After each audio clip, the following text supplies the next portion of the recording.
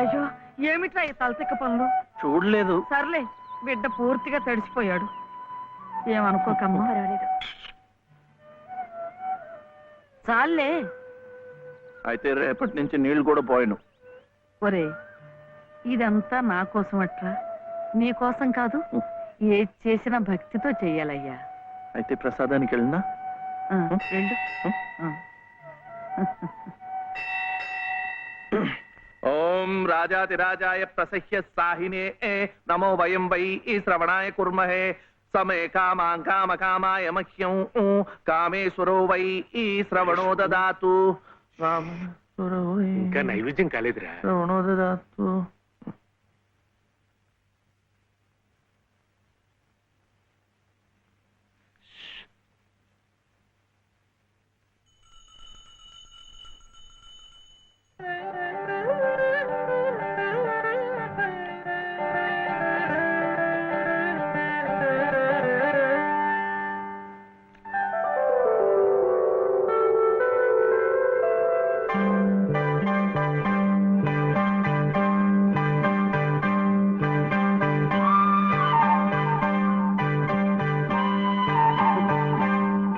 చూస్తున్నానండి, మీరు తినకుండా అంతా బాబుకే తినిపిస్తున్నారు.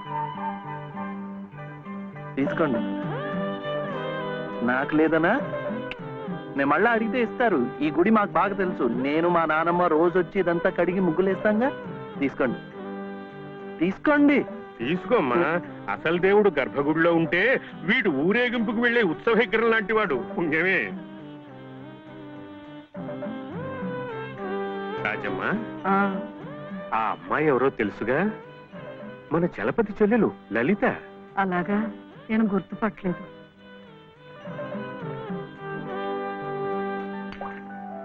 నిన్ను గుర్తుపట్టలేకపోయానమ్మా. ఏమనుకోకు. ఏమిటో మనిషికి ఒక చింత పెడతాడా దేవుడు. గంగిగోవు లాంటి మీ అన్నయ్యకి ఆ మహాతల్లి మీ వదిన ఎలా దొరికిందో. వస్తానండి. పదమ్మా. చూడమ్మా, ఇంత చిన్నతనంలోనే నీకొచ్చిన కష్టం సామాన్యమైంది ఏం కాదు. ఇలాంటప్పుడే మనసు చిక్కబట్టుకోవాలి. నేను ఎన్ని ఎదురు దెబ్బలు తిన్నానంటావు? కళ్ళ ముందే కాపురం చేస్తున్న కూతురు పోయింది. కొడుకు కోడలు పోయారు. చిన్నతనంలో జరిగిన ప్రమాదంలో మెదడికి దెబ్బ తగిలి నా మనవడు ఇలా అయిపోయాడు. ఇవన్నీ తట్టుకుంటూ మందులు మాకులు తింటూ ఇంకా బ్రతికుండాలనుకుంటున్నానంటే ఎందుకంటావు? నా మీద ఆధారపడ్డ వాడి కోసం, నా మనవడి కోసం. భగవంతుడా, వాడి బుద్ధి పెంచకపోతే పోయే. ఏ కల్మషం ఎరగని ఆ పసితనాన్ని అలాగే ఉంచు. చెప్పింది చేసే పట్టుదల, దీక్ష అవైనా ఇచ్చావు, అంతే చాలు అని రోజుకొక్కసారి ఆ దేవుడికి గుర్తు చేయటానికి ఈ కట్టిని ఇలా ఉంచాను. చాదస్తం అనుకోకపోతే ఒక్క మాట చెప్తాను తల్లి. నువ్వు కూడా ఒక మంచి రోజు చూసుకుని ఈ గుడి ప్రాంగణం తుడిచో, మెట్లు కడిగో, ఇంత సేవ చేసుకో. అంత మాత్రాన బాధలు తీరిపోతాయని కాదమ్మా. ఆ భగవంతుడి అనుగ్రహం ఉంటే ఈ కష్టాల సముద్రంలో పడి కొట్టుకుపోకుండా కనీసం మోకాటి లోతునైనా సాగిపోగలమని. ఆ లలితమ్మ ప్రసాదాలు పెట్టి పిల్లాడిని స్కూలుకు పంపుతోందంటే ఆ వదిలి గారు ఎంత అమానుషంగా ప్రవర్తిస్తుందో ఆలోచించు. అగో, నీ ఇష్టం వచ్చినప్పుడు అలా రావడానికి పోవడానికి ఇది ఏమన్నా ఇదనుకున్నావా? గుంజీలు ఏదో పొరపాటు అయిపోయింది. రేపటి నుంచి వాటి టైంకి వచ్చేస్తా. రేపటి సంగతి రేపు చూద్దామమ్మా. ఈ క్లాస్ అయ్యేదాకా గుంజీలు వేద్దావా అని. అప్పుడు కానీ రాంగ్ కుదరదు. ఒరే, ఏమిటా ఇది? మీరు క్లాస్ అయ్యేదాకా తీగుంజలు తీయండి. వాడికి నాకు సామ్యం ఏమిట్రా? వాడు తప్పు చేశాడు, తీయొద్దు. మీరు తప్పు చేశారు. నేనేం చేశాను? వాడు ఎందుకు ఆలస్యంగా వచ్చాడో తెలుసుకోకుండా తీగుంజలు తీయమనడం తప్పు కదా. రే, ఎందుకు ఆలస్యమైంది? నువ్వు తీయొద్దు. ఏమ్మా, ఎందుకు ఆలస్యమైంది? వాళ్ళ వదిన బాగా చూసుకోపోతే గుడికి నిజమే కదా, గుడికి తీసుకెళ్లి ప్రసాదం పెట్టి తీసుకొస్తోంది పాపం. అన్ని మెట్లు ఎక్కి దిగాలంటే ఆలస్యం అవుదా? అవుతుంది. ఆ సంగతి చెప్పొచ్చు కదమ్మా. అంతే, ఆపు ఆపు. మాస్టారు, రేపటి నుంచి గుడిలో ప్రసాదం అయిన తర్వాత వీడు వస్తుండగా చూసి బెల్లు కొట్టండి. అట్టాగే లేరా. వెళ్ళు వెళ్ళు. నీ పేరేమిట్రా? బాలసుబ్రహ్మణ్యం. బాలసుబ్రహ్మణ్యం.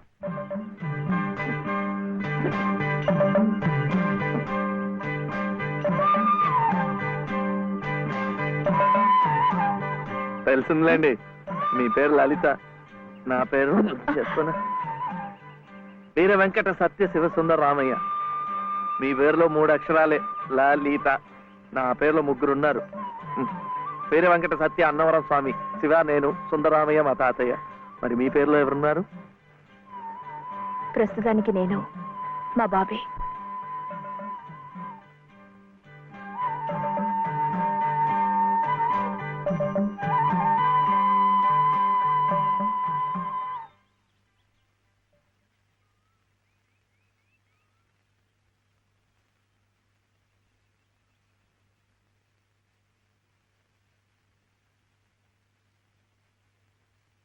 ఇలా సహాయం చేస్తే పుణ్యం, కానీ మొగాళ్ళు మాత్రమే చేయాలి.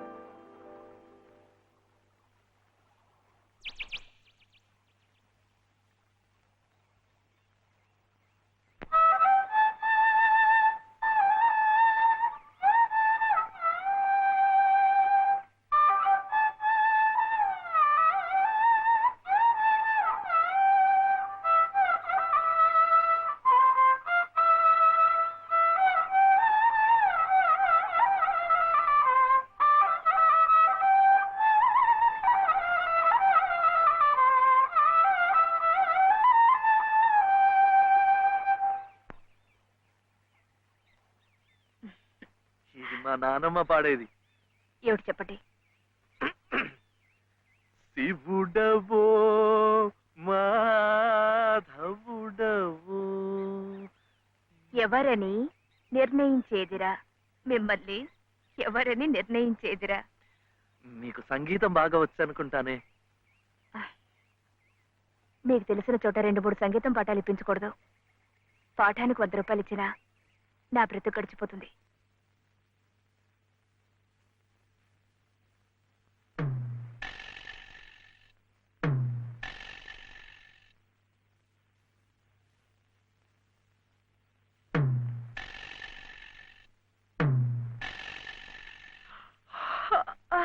ఏమిటి ఏమిటి అప్పుడే ఆవలింతలు?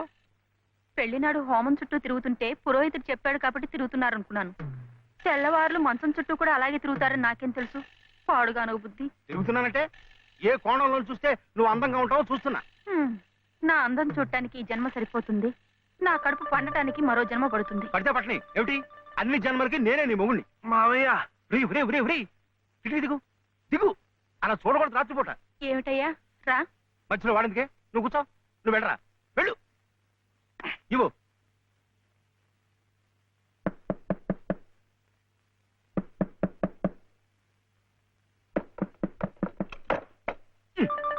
ఏమిట్రా, ఏమిటి నీ గొడవ? అర్జెంట్ గా నాకు 100 కావాలి. 100 లేదు కింద లేదు, నీ పొంద. పోయి పడుకో. ఇస్తే గాని నేను ఎళ్లను, పడుకోను. చేతులు విరక్కొడతాను. అర్ధరాత్రి లేదు అపరాత్రి లేదు. పో.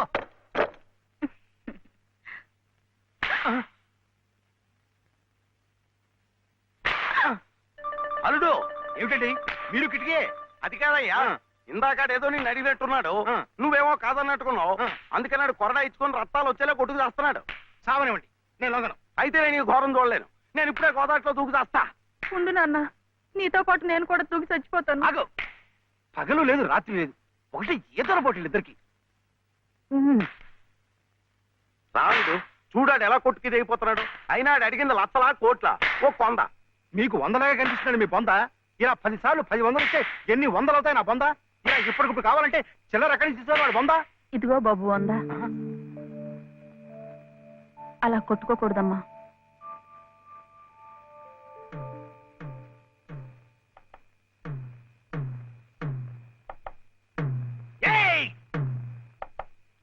ఉత్తు తరుపులే, ఆడేం చెయ్యడు పాపం. కానివరే, ఇంత గొడవ చేసి 100 రూపాయలు ఇచ్చుకున్నావు కదా, దేనికి? సంగీతం నేర్చుకోవడానికి. అందులో సగం ఇయ్యి, నేను నేర్పుతా. ఏం సగం ఇస్తే సగమే నేర్పుతానేనా? మరి మీకిస్తే ఆవిడకి సహాయం చేసినట్టు ఎలా అవుతుంది? ఆవిడెవరు? లలితమ్మ గారు. అదా సంగతి. బాగుందిరా. దా. కానివరే, ఓ పెద్ద పేరున్న దర్జీ దగ్గరికి సీటీ గుడ్డ అట్టుకెళ్ళి మంచి కోటు కుట్టమంటే బాగోదు. అట్లాగే బాగా శాస్త్రం తెలిసిన మనిషి దగ్గరికి వెళ్ళి నీ లొల్లాయి పదాలు పాడే కంఠంతో సంగీతం నేర్పమంటే చచా, దానికి రాగం, తానం, తాయి ఎన్నుండాలా? అసలు గొంతుకి ఏ స్థాయిలో ఇప్పుడా జమ్ము నిలబడిపోవాలా. అప్పుడు ఆవిడ ఏమైనా నేర్పినా, నువ్వేమైనా నేర్చుకున్నాను